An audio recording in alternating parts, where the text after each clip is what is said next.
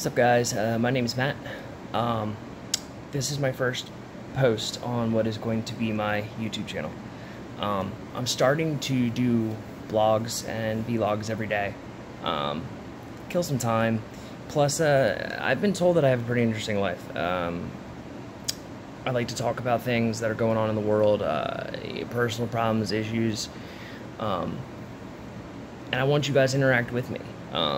Questions, topics of conversations. We can do live streams, all kinds of cool stuff. For the first video, though, what I'm going to do is I'm going to talk to you guys about something I recently have become very passionate about, and that's vaping. So, I'm 35. At 16 years old, I started smoking, and by 18, I was smoking a pack and a half of Marlboro Reds every day. Okay, there was days I would smoke 2 packs. There's days I'd smoke 2.5 packs. I'm also a musician, so when I'm playing gigs, stuff like that, I mean, I smoke like a chimney.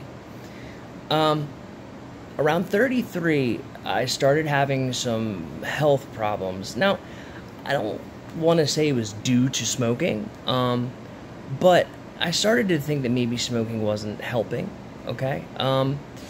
So what I decided to do was try this vaping thing. I saw a lot of people were doing it. I thought it would be something cool to try.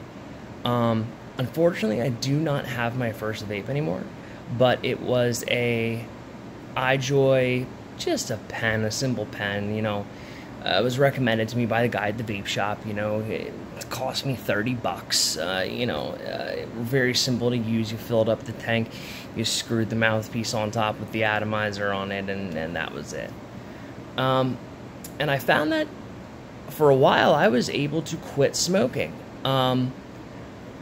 About a month and a half of using that and no longer smoking cigarettes, I started noticing that that particular vaporizer just wasn't cutting it for me anymore.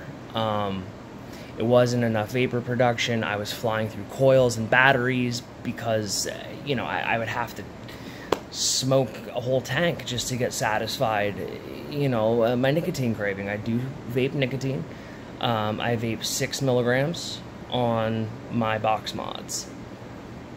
So, the first real vape that I bought was a Vaporoso Revenger. It was like $175 at the vape shop. It was the full kit, came with the mod, tank, you know, all the replacement parts, and stuff like that. So I'm going to go ahead and show you that. This is the mod, the box mod, for the Vaporoso Revenger. I don't like the black screen here. It's on the front and the bottom for the battery back. It's very shiny and scratched and fingerprints. It just gets all gooped up real easy, okay? But don't let that deter you from trying this product. This is the tank that came with it. It is the NRG 8 tank from Vaporoso, and it goes along with the Vaporoso Revenger kit. It is highly praised in the vape community because I don't know exactly how to explain it to you, but it has something to do with this ring here being ceramic, so it distributes the heat more evenly, which allows you to save life on your coils.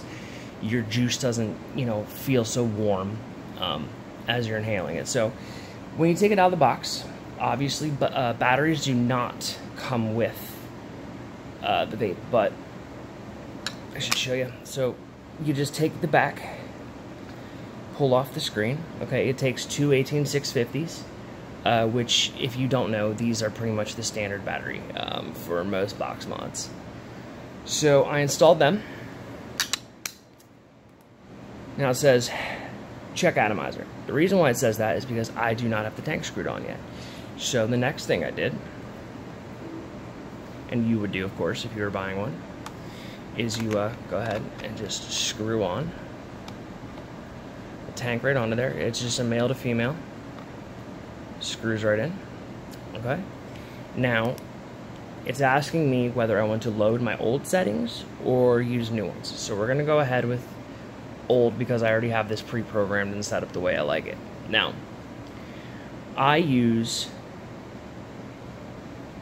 CCW mode, which I can control my puff as they call it, by every half second, I can adjust the temperature and the watts that a vape's at. So this is my everyday setting. It's set under my stainless steel setting, which would be the metal in the coils. They make stainless steel, they make nickel, they make titanium. It really doesn't make any difference, honestly. Buy whatever's cheap. So I have vape in CCW. The reason why this thing gets the praise that it does is because, you know, there's a lot of stigma behind, like, hardcore vapors. They don't like tanks, because it takes away from the taste, it takes away from the nicotine, it takes away from the amount of vapor. The reason why this thing is so sought after, though, is because this really does not do that. I get just as big of draws, and just as good tasting draws out of this as I do out of my RDA, which I will show you guys in a later video. So I'm going to go ahead and take a puff off this for you. First, I will do it in my everyday setting mode, and you'll be able to see the amount of vapor it gets, okay? I'll hold it like this so you guys can actually watch the chart roll up. Here we go.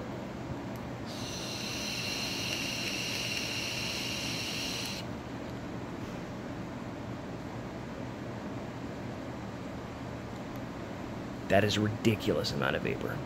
Give it one more.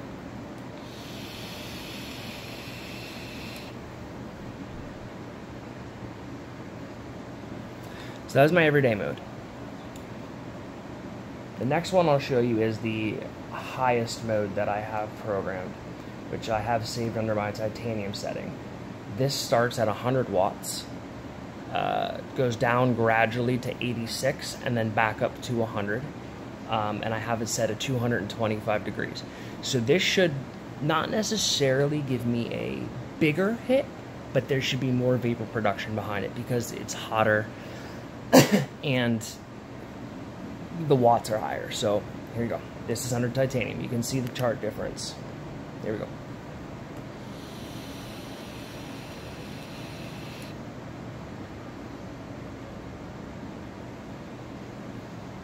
It's one.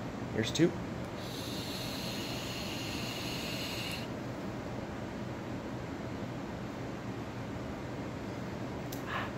Tastes so good. I am vaping peach cobbler. It's really, really good, actually. I want to thank you guys for watching this video. Please like my videos, subscribe to my channel, and turn on the notification bell so you know when I post.